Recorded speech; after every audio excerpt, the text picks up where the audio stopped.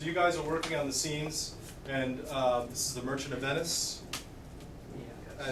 Scenes from Acts 4 and 5 project. And where are we at with those right now? Do you have your scenes picked? Sounds like everybody knows what they're doing. And then you are adapting them to modern translation? Yeah. Something along those lines, right? And you'll be working on the class and then filming them all. Right, okay. So what we're going to talk about, in particular with acting, is staging. So I'm going to come in and talk about today. Another word we use for that is blocking. And just sort of how do you move in a scene? How do you position a scene? How do you have it be both natural and interesting? Those are going to be the things that we're going to focus on. You want it to be natural and you want it to be interesting, right, as you're playing the scene. And blocking is actually a really great way of analyzing a scene. It's a really good thing to have at this stage because you're asking this question of what are the characters doing? What do they want and what are they doing? And what's in their way? Those are the questions that an actor always asks. So just wanted to go over some general notes and demonstrate a little bit, get some actors up here, to show you some things about blocking. So you guys can, probably best to note this down in some way. If you guys want to use your computers or take notes and notes, whatever you want to do. Because there's kind of a series of things to remember to keep in mind as you block.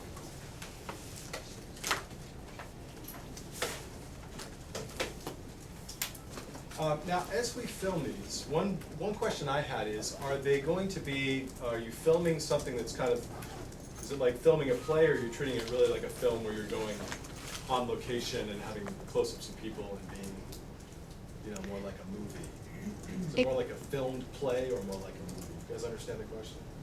Which, or is there some leeway?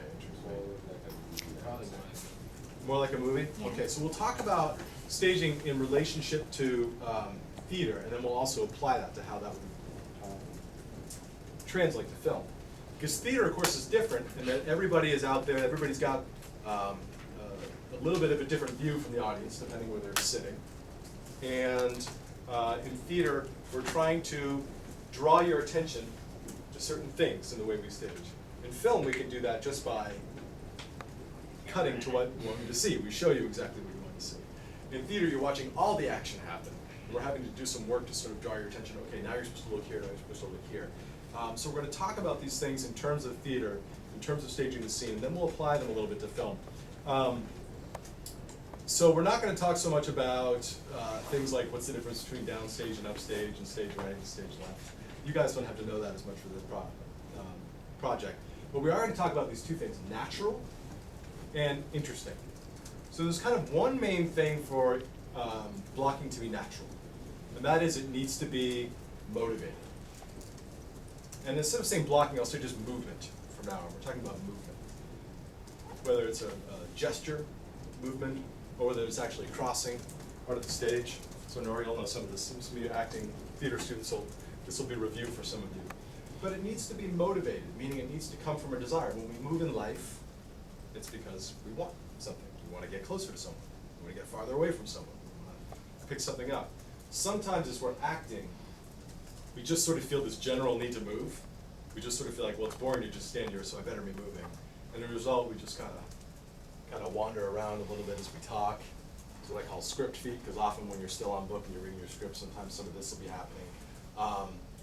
And the problem with this is, first of all, it's not what we normally do in life, or it's not what we do in important moments. In theater, especially Shakespeare, is always about really important moments. It's never about just sort of like hanging out and talking about, the game last night or something. It's about something very dramatic and very important. So in those moments in life, you're never general or just sort of wandery about the way you're moving, unless your character is actually really nervous and unsure, and you're moving that way on purpose to sort of communicate that and to be in that zone. So you want to have really specific movement, or none. That's a really important thing to remember. Really specific movement or none. So stillness is an option. Sometimes as an actor, you can start to feel like, man, it's boring if I just stand here. And you're right, if it's just that for too long, and if the whole scene is everyone just standing there the entire time, you're right, that can get a little boring. We'll talk about that. But stillness can be a really powerful choice, so it's okay to just stand still for certain times. And then when you move, really move for a reason. So as you analyze your scene, you analyze what your characters are doing and what they're after and what they're, how they're relating to each other. Make really strong, clear, motivated, again, that's the key word here, motivated choices in terms of that blocking. So really clear of when you're looking to get up close to someone, really clear of when you're walking away from them, and that kind of thing. So that's what's going to make it natural. We want our acting to look just like real life, and the way we do that is connect all our so nothing just sort of general, nothing like, well, I guess I'll cross on this line because nobody's crossed in a while, right?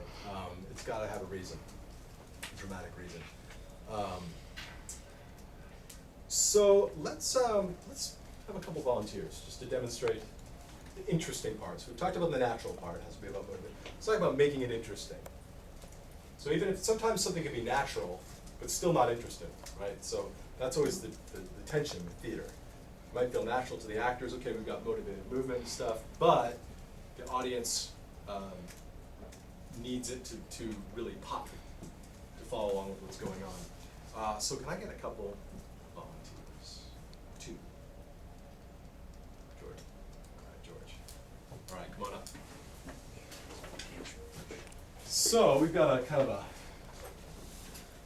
narrow but deep stage, but that's going to be all right for us. So they're standing just like that, right next to each other, okay? And say they're playing a scene. So we're the audience here. So what's good about this? What's good about this setup right here? Yeah. We can all see their faces and like their expressions. Okay, we can see both of them. You can see their faces, right? They're standing far enough, what we call upstage, which is the back. They're standing far enough in back, right, that maybe you guys might have a little bit of a hard time seeing them, but most of us can see their faces. But what's the problem? Let me say sort of a problem about this. They look bored. That's my fault. I'm not keeping them no, not in terms of what they're doing, but just the composition, just how we have them standing right They're here. sort of standing very, Flat. they're very, it's like flat. It's flat, yes, yeah, it's a flat composition. So it's understandable, we can see them all, we can see their faces, that's great. But yeah, it's a little flat. So one of the great things with theater in particular is it's 3-dimensional. And that we really like to emphasize that and use that to our advantage. So if we have George, if you kind of come across down here, you know, like this, and let's see, they're both facing out at the moment, right? So you still have them both facing out. Maybe they're looking at the same thing. Maybe it's Hamlet and they're both the guards and they're looking at the ghost or something, right? We have depth. So this is a little bit more interesting to look at. We've got depth, we've got something kind of 3D now, so depth. That's an important point to put down in terms of something that makes blocking pop a little more. Depth. All right. Also what we have, George, if you kind of turn around and face Jordan now. All right, Jordan, let's have you go farther back in the corner. Something, again, in sort of a small space, difficult to communicate clearly here. Distance. Distance is another really good thing. It's something that we sometimes avoid as actors, is distance, because it gets a little scary up there on stage. You kind of want to be near a piece of furniture or something for comfort, or the other actor. You want to be close to the other actor so you're almost together. Distance can feel overwhelming, but it can be powerful. There's a lot of tension in distance. So distance is another game, depth and distance. Now, here's a problem. So we have depth, we have distance, but what's the problem with this, particularly for this audience member right here? My back is to them. Yes. And even if you've never done theater, you've probably heard that rule at some point. You shouldn't turn your back on the audience. In theater, all rules are meant to be broken at certain times. So it's not always bad to have your back to the audience. But there's a reason the rule exists, and that, you know, especially if he's an important part of the scene. But maybe he's not. Maybe this scene's all about Jordan, his big monologue. And he's just there to listen, and his reaction isn't very important. Well, then this might be okay. Okay? We've got the depth, we've got the distance. So just know that remember, when they were both standing here, this was flat, a little boring, but at least we could see them both. So the depth is good, the distance is good, but then we just need to be a little bit more careful about how do we not upstage, literally. He's standing upstage. You guys ever heard that term, to upstage someone? We generally mean it to like get in their way. And what this literally means is George is being upstaged because Jordan is standing upstage of him and forcing him to turn his back, right? So that's where you can't see. So depth and distance. Another thing, if we, George, let's see, could these withstand someone standing on them? Yeah. All right, so let's have you stand on your chair over there. All right, and Jordan, let's have you sit in that chair there. All right, so height differential, however you want to put that down. Height, differences in height. This is a valuable thing too. Also makes the scene pop, also makes the scene more interesting. And can tell a lot of different things. And I mean, obviously, one of the first things we read in when we see one person much higher than another is status, the difference in status. But it may not be about status. There are a lot of reasons where we might have a height differential. But it's one of the things Romeo and Juliet that makes the balcony scene, you know, it's a powerful image of him being on the ground and her being up there, right? Like she's this heavenly creature up above. You know, it's got all this meaning to it. Okay, another thing. Okay, so George, you can come down. Is I'll call specificity, not being generic in the stage pictures that we're creating. So we get on stage or on camera, and you know you have a chair like this, and you suddenly feel very like you've got to be in a certain way. You've just got to sit down sort of straight in the chair because you're self-conscious. You're aware that you're being watched. So it's a chair, and so this is how one sits down in a chair. But if you look around, right, if you freeze that position right over there, we've got a very specific position, right? He's leaning back, got his hands behind his head, got his feet crossed there, all right? That's telling a story, right? Whereas if he's just sort of sitting straight up in the chair, not as interesting. So if you look around the room, you see very specific positions. You see very few people who are just kind of in normal, generic, both feet on the floor. Even though that's appropriate for certain scenes, you want to be specific in what you're doing, okay? That was one of the things you guys were saying. I think at the beginning you were talking about them being flat. Part is they're both standing in a very neutral zone. Sometimes neutral can be powerful, right? Maybe there's a scene where someone's just sort of standing here and saying, hey man, I just want to tell you what I'm thinking. And it's just about me being really neutral and really straight this way, okay? And that's the way to play the scene. So it might be good, but with neutral, we're getting into that danger zone of it being kind of boring. So you want to be really specific in your staging and in your gesturing, in the way you move, okay? So depth, distance, height, specificity, not being generic, and then also contrast.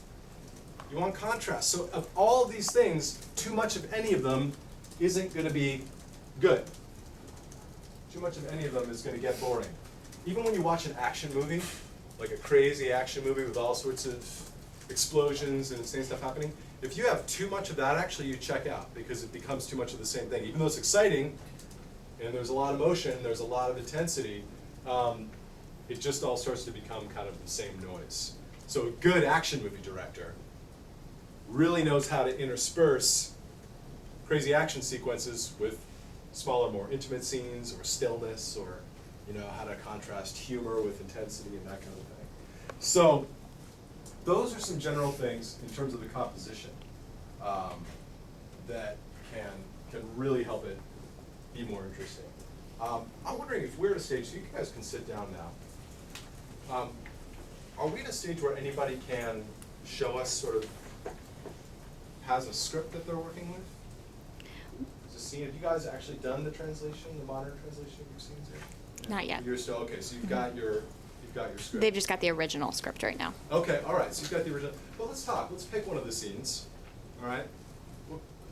What size groups do you guys have? 3, 4? Probably about 5 people in each group. 5 people in each group? Okay. So, who wants to volunteer their group to talk about this? Who wants help? All right, yes. Tom wants exactly. help, Who yep. wants help? Okay, all right. So, tell me about your scene. Well, it's when, it's Act 4, when, they're going to court, they're gonna go to court, and, they're talking about how, Sherlock's this cruel person, and he has no heart, and that he won't do the things that he says he would do to Antonio, and they're about, and then they talk to, and then Sherlock enters, and then they mock him again, saying that, like, oh, I'm not gonna do this, but he still believes it. He still tells them that I'm gonna take his pound of flesh. So, Shylock is still saying, Yeah. you'll have my pound of flesh. Yeah. But they're saying you're not gonna, Yeah. you're gonna somehow cheat your way out of it. Yeah. Okay, all right, okay, cool. So who all is in that group? All right, so characters, tell me who's who. Sherlock. Shylock. I'm on Antonio. Antonio, and the Duke, I'm Lasagna. Sonia. Portia. All right, Portia, okay. So let's get you guys up here. I know we've got kind of a small space to work with. Do you guys all have your books with you? Does anyone need a copy of the book? Actually, you know what, even without script, I think we can, Okay. we can sort of talk generally about the scene, and try and tell the story of the scene. All right?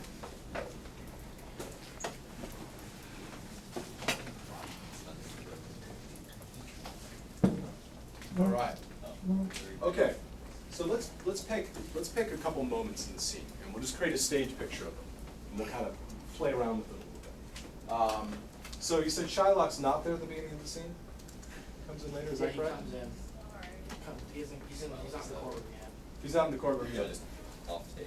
Yeah, so for now, we'll have you off stage. And you guys are in the courtroom? Yeah. Okay, Sure. who's sort of, Yeah. who's in charge of the proceedings, who's sort of the judge, is that the Duke? Yeah. All right, okay. So let's put him in a position of power. How can we sort of show him as the person in power? Higher. Okay, so maybe higher up, all right? Make everyone else go lower than Yeah, so let's play with the status thing in terms of height. So how can we, even just sort of playing around in this room, They sit on the floor and get him higher up? We could give him something that no one else there. That gives him an advantage or something. Okay, so maybe there's a special prop or something. So I'm looking at. I've got a Viking hat. Viking hat, all right, okay. Just for fun, and I don't know what your design concept will be for this, but today it's Viking hat, all right. So I don't know if this will make them respect you more or less, but we can try. It's a Yeah, form it's of a- fit. I don't have helmet, of course we're gonna It's respect not that. one size.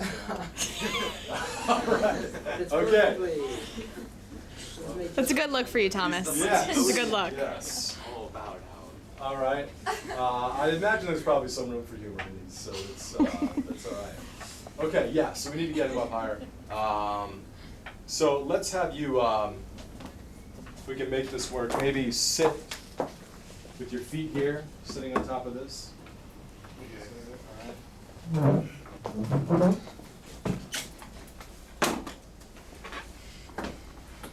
All right, and yeah, let's say again, we have total freedom of what we're doing here. Let's say for some reason in this court, they don't sit in chairs and they sit on the floor. All right. So let's make that part of our concept today. Again, it's made up of. Yeah, let's have some distance too. Let's increase his power with distance. How about you guys facing him? Okay. All right. And maybe actually, maybe we'll have you in this corner here. All right. So we're already establishing some sense of power here. We're using height. We're using distance. We've got some depth. We've got a costume piece that's setting him apart. All right. Okay, so first part of this scene, you said you're talking about Shylock. And like, Antonio's really sad because he knows he's gonna die. What's that? Antonio's really sad because he knows he's gonna die. Okay. He knows that Sherlock's gonna kill him, but they're trying to tell him that he won't. Okay. So that he won't kill him. Okay. So Antonio is sad, Yeah. and you are Sonia. And you said, and who's telling you that they're not gonna kill him? Like, the Duke and, is it Pisanio and Graziano. Did you guys cut Graziano? Yeah. Okay. All right. Okay, so if we're wanting to show that moment, what one might we do in terms of positioning you to sort of show that among the rest of the group you're particularly sad? What's that? Okay, Mm. might be on his knees, right? Maybe he's praying. yeah, it's sort of a prayerful position there, okay? All right, we're getting, again, really specific about what's going on there. Trying to communicate not just the information of what's happening, but also sort of the emotion of it. All right, let's go to a different one. Let's go to after Shylock has entered, okay? All right, so he comes in, and then what happens next? Bassanio, how are you feeling when Shylock is in the room? You don't even need to know the scene. How are you feeling? I'm sad, And how do you feel towards him? angry. Okay, so. Would you if I wanna be remember near correctly, him? It has been a little while for merchant notice for me, I apologize. But so Shylock is sort of, it's sort of everybody against Amber. He's really the one on trial here. So, what's that? No, that's okay, that's okay. We'll kind of talk in generalities for today, for our purposes right now, and that'll be all right. All right, so, again, so Shylock is sort of the center of attention, so we need a way to really, show that he's the one on the hot seat, right? He's the one who this is all about. And so how might we translate that into blocking? I would put Shylock at the center of attention. You wanna take the Viking hat? You still have the power. Since this is going to be taking place in the courtroom, maybe defendants could be at one table and I could be at another, sort of like standing, and they're all sitting down. Okay. All right, so maybe you're standing and they're sitting down. So if we put him in the middle of the room, right? Again, literally center of attention. And he's standing facing the judge. Judge. All right. That tells a certain story there. Bassanio, would you want to be near Antonio? Yes, Why? because he's like trying to give him comfort. Yeah. Okay. All right, good. All right. So there's another picture, and let's talk about this comfort thing, okay? So we're going to zoom in on a more specific moment. What are some ways that we could show her comforting him? Okay. Facing him more. Okay, so he's in this subjective position. What's that? She can pat his back. Pat his back. Stroke All right. him. Let's actually have you kind of get up a little bit farther on your knees. Like stroke him with the back of your fingers or something. All right. I don't know about Not that. creepy. Maybe you're just putting just putting your hand on his back or something like that. Okay. This is another thing with blocking. It always can be sort of awkward with actors at first, but touching is actually has power, obviously, right? Really important moments in life involve one person sort of reaching out, touching another. It can feel sort of awkward as actors, but if you kind of all give each other that permission in a sort of general sense, and then if it's typically what actors do and directors do, if we're talking about touching in any kind of more heightened or awkward way, violent or physically intimate, then you need to have a conversation about that and get really specific about how you rehearse that. But the general rule, you can sort of say, okay, we're okay with just putting your hand on someone, patting them, getting up in their face or something like that. Then we've got a whole new realm of possibilities there. All right. So okay, so she's kneeling. Let's specify her even more comforting. Let's make this even more specific, moving from the general to the specific. How can we make this even increase the comforting aspect? Let's see what other things we can do. Holding him. What's that? Holding? Okay, well, so maybe, yeah, try both hands in some way. Both hands, right? So maybe on one side. Okay, right? We're going with this, not changing this, but adding to it, sort of modifying. So let's take this as our basic thing. What else can we modify? How else do people communicate? Holding hands. But let's stick with this. So I'm saying let's stick with this general thing, where she's got both hands on his back. But then how can we make even little subtle changes?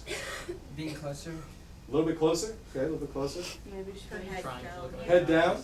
like right next to him. Mhm. All right. I know you guys are enjoying this. Corbin's like. But remember, Corbin, you're doing a good job. payback is sweet, right? So Corbin's up next. You like to make it awkward for each other, but that can go right back at you. So yeah, right. So kind of leaning in a little bit more, maybe like your head a little bit more down towards his, like you're trying to say something to him. Okay. All right. We'll let you guys release. Okay. But again, we wanna move, and that's a really good point about blocking. To have the most interesting choice, you might need to be willing to do something that's a little on the awkward side, yes, all right, for sort of maximum effect. So, even though we're talking about something that's in motion, you do want to think about pictures, very powerful pictures, stage pictures, images that people will walk away with and actually kind of remember what you did. We think of like really famous moments in movies, for example, and you know, that had to do often with a really powerful picture. So, I don't know if you guys think of any examples, but one might be this. Titanic, right? Yes, right? And she's on yeah, it's this iconic picture, right? It's just something they staged, but we all remember that, you know, and know it. And so that's what you're looking for. You're looking, man, as we work on plays at school here, I often ask, imagine, do you believe that you could maybe come up with something like that, a moment like that someone would kind of remember always and take with them? Maybe even in a class project, I don't know. All right, good. Thank you guys. Let's give them a hand. Thank you.